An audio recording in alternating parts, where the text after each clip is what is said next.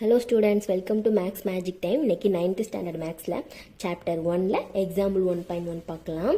என்ன கொடுத்துருக்காங்கன்னா, consider the set ஏ செட்டுன்னு சொல்லி சில நேம்ஸ் கொடுத்துருக்காங்க. அஸ்வின், முரளி விஜய், விஜய் சங்கர், பத்ரிநாத் அப்படி சொல்லி கொடுத்துருக்காங்க.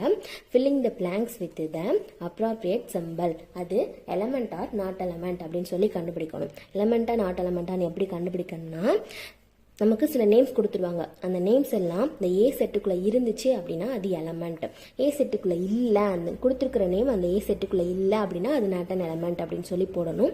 இப்போ முரளி விஜய் கொடுத்துருக்காங்க. முரளி விஜய் ஏ செட்டுக்குள்ளே இருக்கா? இந்த இருக்கு. இப்போ முரளி விஜய் வந்து ஏ செட்டுக்குள்ளே இருக்கிறனால நம்ம எலமெண்ட் இ மாதிரி போட்டோம்னா அது எலமெண்ட். நெக்ஸ்ட் அஸ்வின் கொடுத்துருக்காங்க. அஸ்வின் ஏ செட்டுக்குள்ளே இருக்கா? இந்த இருக்கு. அப்போ அஸ்வினும் வந்து ஏ செட்டுக்குள்ளே இருக்கா, அது எலமெண்ட். நெக்ஸ்ட் பத்ரிநாத் கொடுத்துருக்காங்க.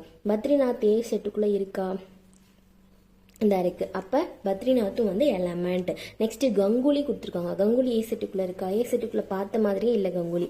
ஏ செட்டுக்குள்ளே கங்குலி இல்லை. அப்போ அது வந்து நாட் அன் எலமெண்ட்னு சொல்லி போடணும். நாட் அன் எலமெண்ட் எப்படி போடணும்னா, இ மாதிரி போட்டு அதை வந்து ஒரு கிராஸ் பண்ணிடணும். நெக்ஸ்ட் டெண்டுல்கரும் ஏ செட்டுக்குள்ளே இல்லை. அப்போ அதுவும் நாட் அன் எலமெண்ட். அவ்வளோதான். எலமெண்ட் ஆர் நாட் எலமெண்ட் வந்து ஏ செட்டுக்குள்ளே இருந்துச்சுன்னா அது எலமெண்ட், ஏ செட்டுக்குள்ளே இல்லைன்னா அது நாட் அன் எலமெண்ட் அப்படின்னு சொல்லி போடணும். நெக்ஸ்ட் வந்து எக்ஸாம்பிள் 1.2 பார்க்கலாம். என்ன கொடுத்துருக்காங்கன்னா, write the set of letters of the following words in the roster form.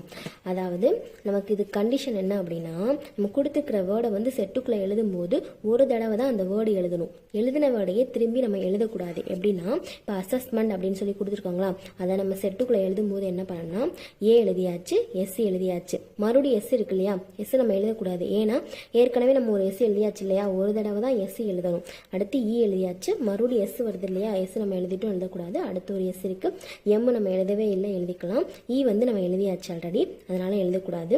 Next என் எழுதிக்கலாம், டி எழுதிக்கலாம். அவ்வளோதான். நெக்ஸ்ட் வந்து பிரின்சிபல் கொடுத்துருக்காங்க. பிரின்சிபலும் அதே மாதிரி தான். அந்த கொடுத்துருக்கிற லெட்டர் வந்து ஒரு தடவை தான் எழுதணும், அகெயின் எழுதக்கூடாது. இப்போ செட்டுக்குள்ளே எழுதுவோம் PRINC, மறுபடியும் ஐ இருக்கு இல்லையா, ஐ எழுதக்கூடாது. மறுபடியும் பி வந்திருக்கு, பி ஆல்ரெடி எழுதியாச்சு, எழுதக்கூடாது. ஏ எழுதிக்கலாம், எல் எழுதிக்கலாம். அவ்வளோதான். நெக்ஸ்ட் சம்க்கான ஆன்சர் வந்து நெக்ஸ்ட் வீடியோவில் பார்க்கலாம். தேங்க்யூ.